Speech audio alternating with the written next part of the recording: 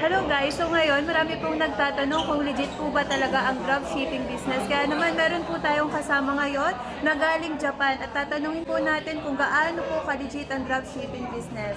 Yan po. Ma'am, gaano po ba ka-legit ang dropshipping business?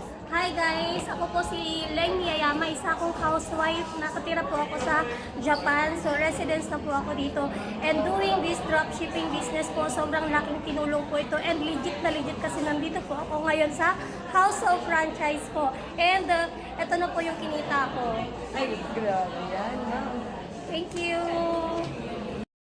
Congratulations po, Ma'am Leg. Grabe po, housewife pero kumikita po dito sa dropshipping business. At para naman po, mas malaman po natin kung legit ang dropshipping business, meron po tayo isa pa pong kasama dito na galing Japan din. Ayan po. Sir, gaano po ba legit ang dropshipping business? Sobrang legit kasi ngayon habang ini-interview ako ni ma'am, andito kami mismo sa office para i-claim yung mga cheque ng mga business partner namin. And para ipakita din sa inyo yung aking total income doing this business part-time kasi construction worker ako sa Japan, bali part-time lang talaga ginagawang business. And bakasyon lang ako ngayon kaya sinamantala ko na yung pagkakataon makapasyal sa office at mamit yung mga business partner. And for almost 2 years, so ito na po yung bali total na kinita ko dito yan.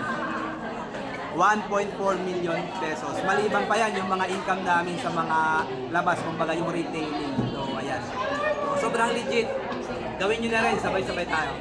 Grabe yan. Congratulations, Sir Tani. Grabe, OFW, part-time ginagawa, pero kumikita dito sa dropshipping. Kaya kung gusto nyo din po matutunan ang dropshipping business, message me lang po. Bye everyone! See you in my inbox!